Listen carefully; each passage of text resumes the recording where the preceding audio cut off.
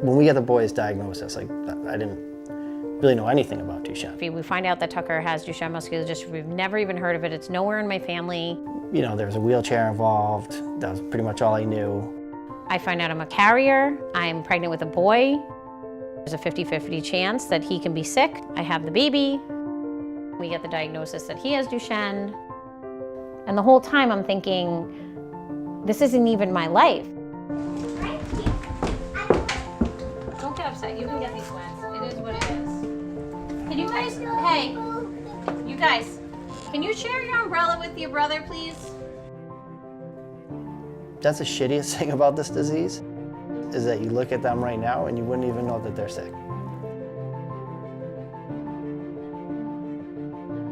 How do you have a conversation with your son who is 5 years old and running around your backyard, and how do you say one day you might not be able to walk? It's just like such a crazy way to think all the time.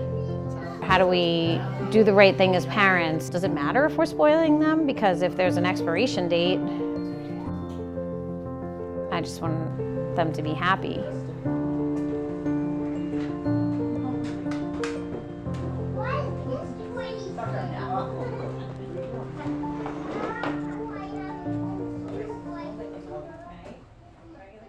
When I have a bad day,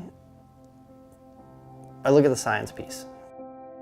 I've always been someone who needs to understand how something goes together to be able to process it. I mean, I'm not looking at something that is blind faith or blind hope, because I know what the end result can be. True scientific advancements are happening, and we're at a point now where it's accelerating. To measure the total amount of protein, we can do that with a colorimetric assay. For the first time, patients might have choices. We've made huge strides in this disease, from first identifying the gene in the mid-90s to actually starting to come up with methods for altering the gene expression. That's what gives me inspiration. It's having a really tough problem and just being absolutely dedicated and consistent about trying to get to an answer. There's a tremendous amount of work to do, but we are on the cusp. We are on the brink of breakthroughs. This is by far the best time in drug development for Duchenne. There's hope. There's real hope now.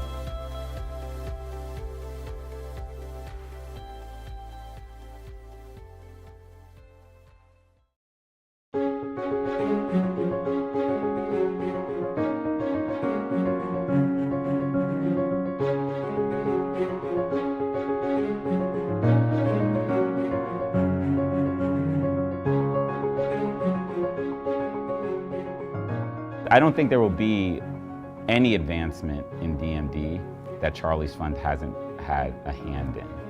Sitting down with Charley's Fund, one of their first questions is, what do we have to do differently? They're strategic in their thinking and really looking at the big picture and not just focusing on the moment-to-moment concerns. They take their advocacy to such a different level. They literally, will break down barriers. They will see an area that needs work, and they will look at absolutely everything. They will leave no stone unturned. It's moms and dads that are moving mountains, and they're moving it not just for their children, but for everybody that has Duchenne muscular dystrophy.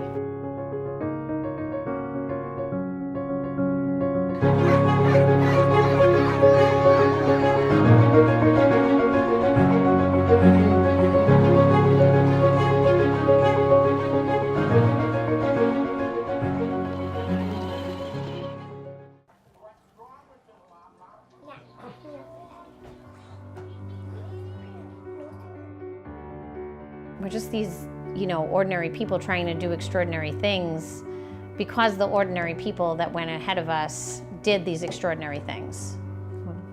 And now we are looking at a generation of boys who can survive this disease. We're looking at maybe Zoe not losing her brothers by the time she's 30. I'm an optimist. I can't prepare myself for the worst case scenario, because there isn't going to be a worst case scenario. I'm not going to allow that. There's no option for you to give up. There's no way that you can say, I'm going to let this happen. The ability to save these boys is there. You either rise to the occasion or you don't.